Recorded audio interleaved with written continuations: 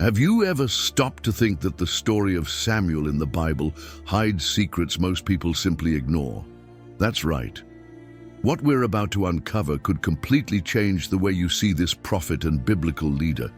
Many believe Samuel was just another character in ancient history, but the truth is, his life holds deep, even controversial lessons that challenge everything you thought you knew. What if I told you that understanding Samuel might be the key to transforming your relationship with God and your own spiritual journey? Stick with me and discover the lesser-known side of this giant of the faith, a calling that still echoes today, yet few dare to explore. Not every child hears God's voice while sleeping in the temple at night, but Samuel's story shows us it might be more possible than we think.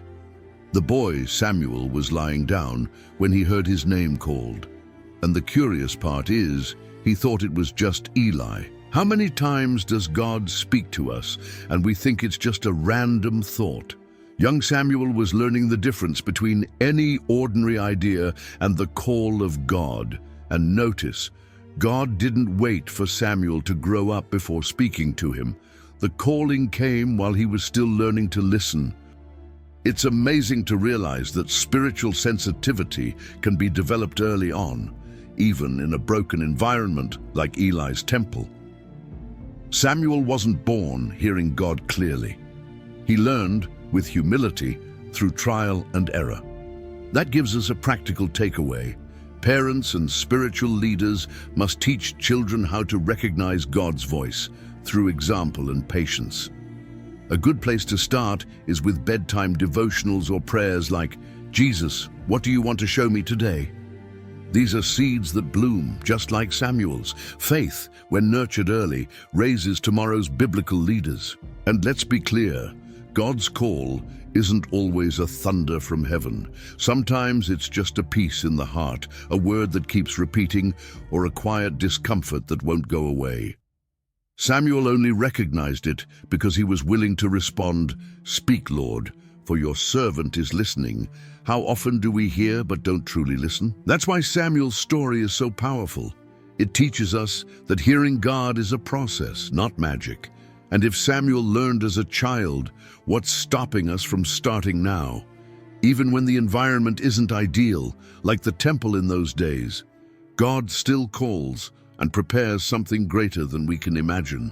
In Samuel's biblical story, he wears many hats throughout his life, and it's no exaggeration. Samuel was indeed a prophet, judge, and priest, and understanding what that means is key to grasping God's calling on your life. A priest managed the temple, the sacrifices, and the formal relationship between God and the people. A judge led the people in times without a king, providing justice and guidance in times of crisis. But the prophet was God's voice, delivering truth even when it hurt. Samuel wore all three mantles at once. He wasn't just a spiritual leader, he was a true bridge between heaven and the people, a rare biblical figure who moved seamlessly through spirituality, politics, and justice with divine wisdom. It's as if someone today were a pastor, a Supreme Court judge, and a presidential advisor, all at once. What made him capable? The fact that he was deeply guided by God's voice. This teaches us that God raises up multitaskers when their hearts are aligned with Him. And what about you? Have you noticed the multiple gifts God has placed in you? Many of us limit ourselves. "Oh, I'm just this one thing." But Samuel shows us that God's calling goes beyond the boxes. Maybe you teach at church and counsel your friends. Maybe you manage your home and carry a prophetic voice at work. The secret isn't in the title, it's in the obedience. Samuel never introduced himself with flashy credentials. He simply did what had to be done, with fear of the Lord and truth in his heart. That's what placed him at the center of God's plan. But hang on, that was only the beginning. He would soon take on a responsibility no one before him had ever dared to carry. In the Bible, judges didn't wear robes or hold gavels. They were temporary leaders, raised by God to govern, deliver, and guide Israel during times when there were no kings. And Samuel, in this context, was the last judge, and perhaps the most remarkable one. Samuel's story shows us that he combined spiritual authority with social discernment. He judged the people not only with human wisdom, but with the insight of someone who listened to God. And that changes everything. Because true justice isn't just about following rules, it's about applying eternal principles with love and truth. Samuel's leadership in the Bible was firm, but never cold. He knew the people, understood their pain, their complaints, but his source of authority came from above. He was the kind of leader who got up early to pray before making decisions. And you know what's most beautiful? Even when the people rejected his leadership, asking for a king, Samuel didn't react with pride, but with intercession. He brought the pain of rejection straight to God. That reveals a mature heart, one that knows God's calling is worth more than human approval. And if there's one thing this generation must learn from the prophet Samuel, it's this: to lead is to serve, and to judge is to love with responsibility. At home, at work, in church, we all play roles where justice must be guided by eternal values. Want to know how to live this out? Start by practicing active listening before forming an opinion. Pray before correcting someone. And remember, justice without grace becomes harshness. Samuel was the last judge because from then on, God would allow kings. But his way of leading still echoes today because it wasn't built on thrones, but on reverence. Even before Samuel's story officially begins, someone was already fighting behind the scenes: his mother, Hannah. While others saw just a barren woman crying in the temple, God saw a mother praying for a prophet. The Bible says Hannah didn't just ask for a child, she dedicated him to God before ever holding him in her arms. And that changes everything. Samuel in the Bible is the result of a bold, purposeful, and sincere prayer. God's calling over his life was born in the womb of a woman who chose to place her motherhood in the Lord's hands. Hannah's faith shaped not only Samuel's life, but the history of a people. Because it's not just about praying for a child, it's about offering that child for something greater. And here's the craziest part: Hannah kept her promise. When Samuel was weaned, she brought him to the temple. Now think with me, how many of us are willing to give God the very thing we've desired most? Hannah was. And because of that, the prophet Samuel grew up at the altar, hearing God's voice from an early age, becoming one of the greatest biblical leaders in history. There is something powerful when a family prays together, when parents dedicate their children to God's purpose. And it's not just for parents. This principle applies to anyone who intercedes for others. Prayer shapes futures. So if today you feel like you don't have much to offer, remember Hannah. She offered a prayer, and that changed a nation. But little did she know, her small Samuel would soon carry messages that few would ever dare to deliver. Can you imagine being a child and receiving a hard, heavy message from God? One that condemned the behavior of priests, including the very man who was raising you? That's exactly what happened to the prophet Samuel. He was still young when God called his name and revealed judgment against Eli and his sons. Can you imagine the weight of that? Samuel's story shows us that obeying God's call doesn't always come with applause. Sometimes it comes with the heavy silence of having to say what no one wants to hear. Samuel could have kept that word to himself. He could have pretended he didn't understand, like so many do. But no, he woke up the next morning and, with courage, delivered every word God had spoken.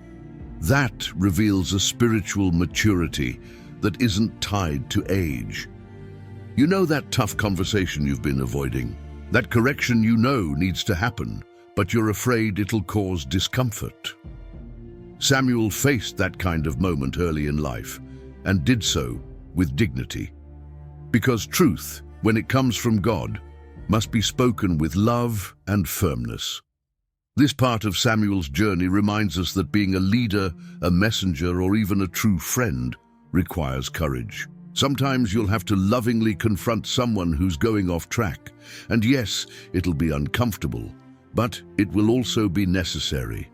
A practical example: next time you see someone self-sabotaging or hurting others, pray, take a breath, and speak up. With respect, but speak. Samuel didn't start great because he was strong, but because he chose to obey. And that obedience prepared him for even greater moments, like the time when an entire nation wanted to trade a prophet for a king. Have you ever felt like everything you did still wasn't enough? Samuel did. After years of serving as judge, prophet, and spiritual leader, the people of Israel asked for a king. In essence, they were saying, "We want to be like the other nations." They rejected Samuel, and more than that, they rejected God as their king. 1 Samuel 8 shows that Samuel was deeply hurt. But God, in his wisdom, said, "They have not rejected you, but they have rejected me." That changes everything. Samuel learned not to take personally what was actually the people's response to God. This moment was a turning point in his story. He had to face rejection, not as a failure, but as someone mature enough to understand that God's calling isn't based on human approval. It's easy to serve when everyone's clapping. But what about when they turn their backs? Samuel teaches us that biblical leaders are called to obey, not to please, and that the ego must die in order for the purpose to live. That goes for me and you. How many times do we take criticism personally when in reality it's just the season changing? And do you know what Samuel did after that? He kept serving. He anointed Israel's first king, Saul, and later he anointed David. Even while carrying the pain of being set aside, he never stopped. He kept being God's mouthpiece. He kept being Samuel in the Bible, steady, faithful, wholehearted. So the next time you feel rejected, ask yourself, is this really about me or about what I represent?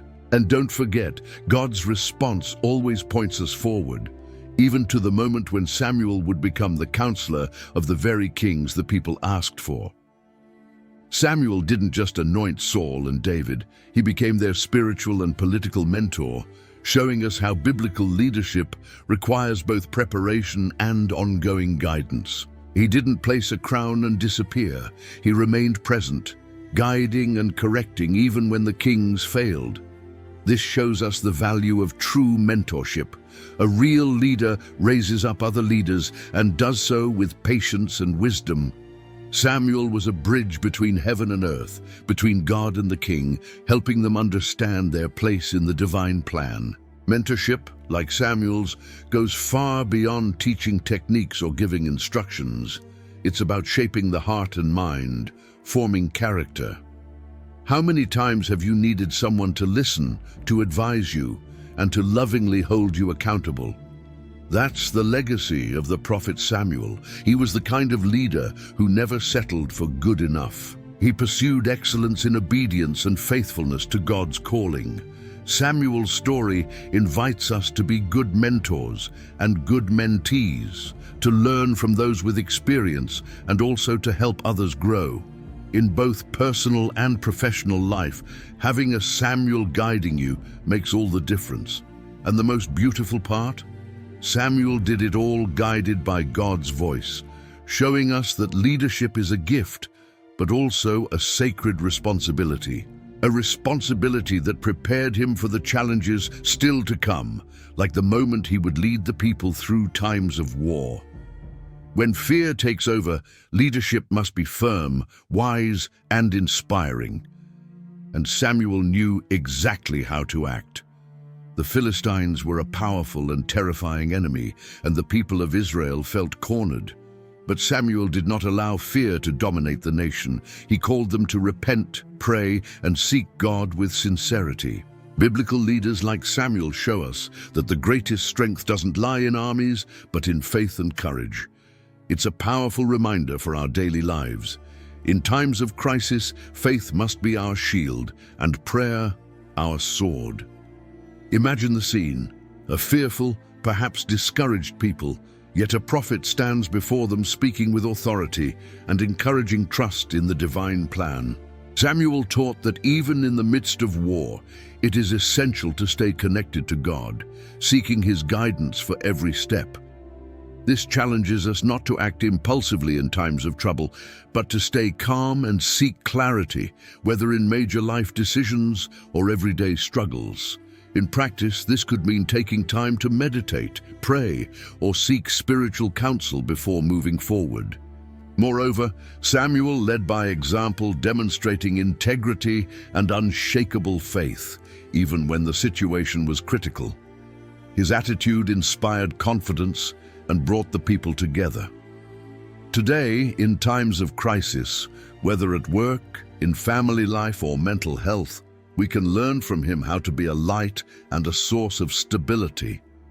After all, leadership isn't about commanding, it's about carrying the weight of fear and turning it into hope. And what might Samuel be preparing us for in the next chapter of his journey? Not all leaders live up to the expectations placed on them, and Samuel experienced this firsthand with Saul. When Saul disobeyed God's commands, Samuel didn't shy away from confronting him, even knowing the truth might be hard to hear. This reveals that true leadership includes the courage to call out wrongs, even when it causes conflict or disappointment. After all, leaders are human too, but faithfulness to God's purpose must come before blind admiration. When we face flawed leaders, whether at work, in church, or in family, it's easy to fall into frustration or even hopelessness. But Samuel's example calls us to a mature response. Recognize the mistake, learn from it, and keep trusting in the bigger picture without losing focus on your calling. He showed it's possible to be both firm and merciful, reminding us that no one is perfect, but everyone is accountable. In practice, dealing with imperfect leaders requires balance. We must hold on to hope, but also know how to set boundaries and not accept behaviors that harm values or people. One practical tip is to cultivate self-awareness and patience, build a strong support network, and stay grounded in your identity and faith. Through his wisdom, Samuel teaches us never to give up on leadership itself, even when individual leaders fail, because what comes next might just be the most surprising part of the story.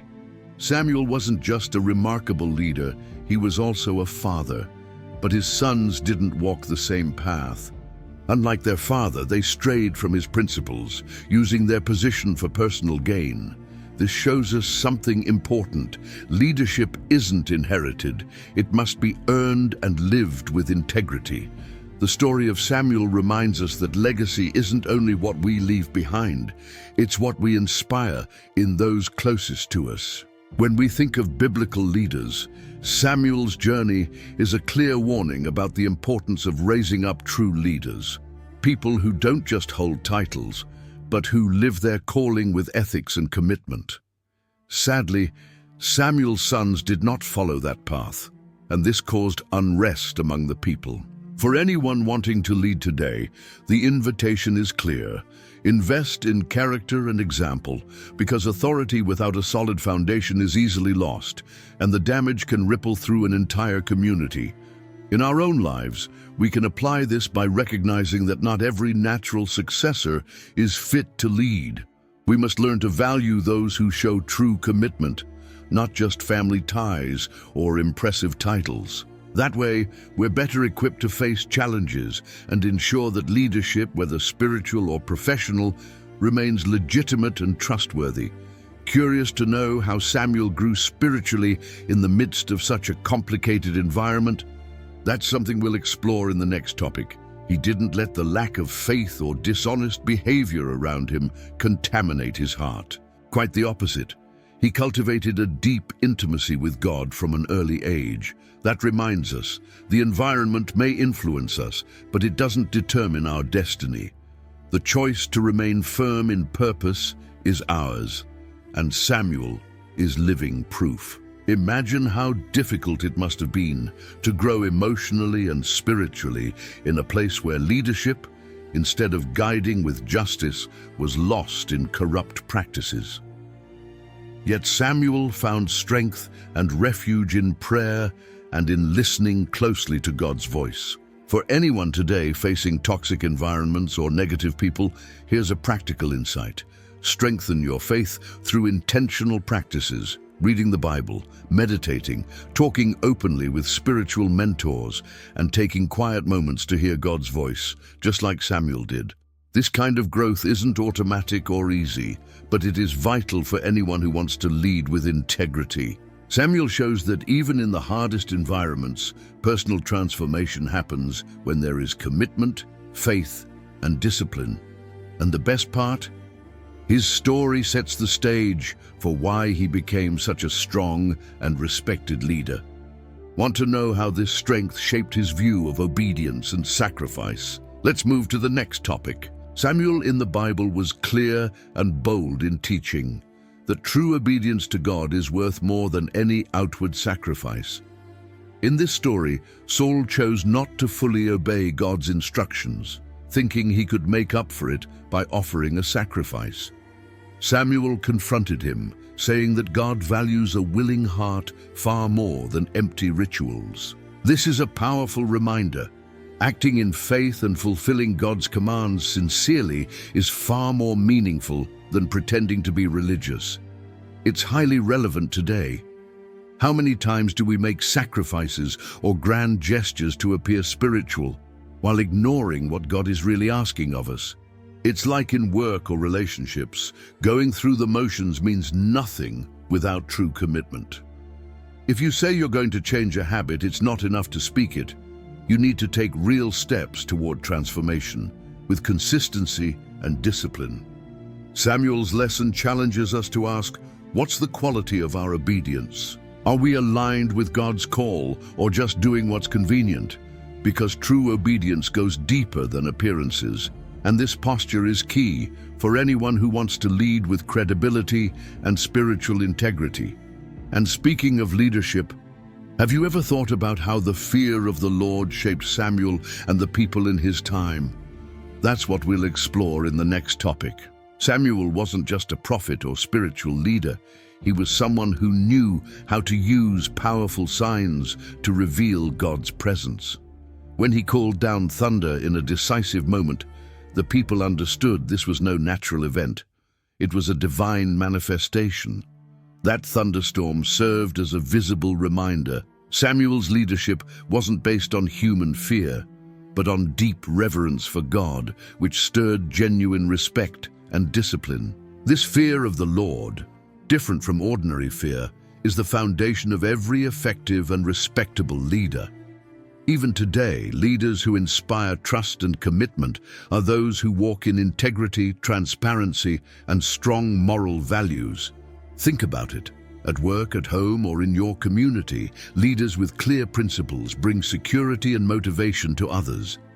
Samuel teaches that true authority flows from alignment with something greater than ourselves. And this reverent fear of the Lord wasn't meant to scare, it was meant to guide and protect. When the people saw the thunder, they realized God was with Samuel, and his calling is not something to be taken lightly. This moment prepares us to reflect on something even bigger. How does Samuel's life fit into God's larger plan, and what does his story point to beyond his time? His life and ministry are like a mirror, reflecting deep truths about the coming Messiah. Just as Samuel was called early to hear God's voice and lead the people with justice, Jesus was sent to be the perfect mediator between God and humanity, faithfully listening to and fulfilling the will of the Father. Samuel also played a crucial role in anointing kings, first Saul, then David, the man after God's own heart. This act is a direct parallel to Jesus, the eternal King, anointed to rule with justice and mercy. Samuel's mission shows us that God moves through anointed leaders, guiding his people and pointing to the supreme kingship of Christ, the fulfillment of that divine purpose. For us today, this connection is a powerful invitation to reflect on our own calling. Just as Samuel listened and responded, we're called to pay attention to God's voice and act with courage and faithfulness. It reminds us that our journey is part of a greater story. where every step has meaning, and that Samuel's example prepares us to hear and follow the greater master. And speaking of listening, have you ever stopped to ask yourself, are you really hearing God's voice today? Samuel is a living example of someone who learned to hear God's voice as a child, even amid doubts and difficulties. Today, that question is more relevant than ever. Are we truly paying attention to God's voice amid the noise of everyday life? Sometimes Samuel's response becomes a mirror for our own hearts.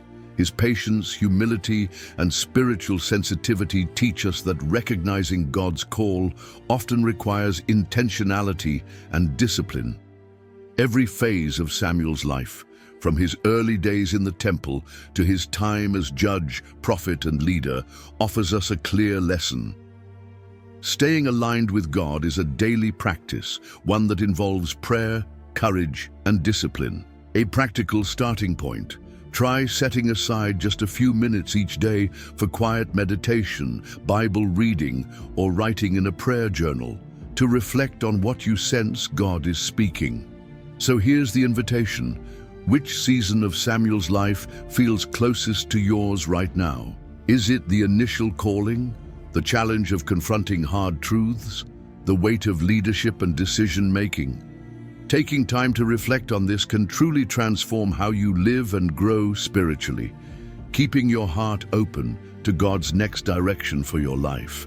Now that you've explored the true story of Samuel in the Bible, why not apply these lessons to your life? Ask yourself, are you listening to God's voice in your daily routine? Are you prepared to face challenges with courage like Samuel did? Reflect on which part of his journey speaks most to your own spiritual walk, and let that guide your mindset, your choices, and your faith. So tell me, what was the lesson that impacted you most? I'd really love to hear your thoughts. Don't forget to subscribe to the channel, turn on notifications, and stick around as we dive deeper into this journey of faith and leadership. Let's grow together and discover what God wants to reveal to us next.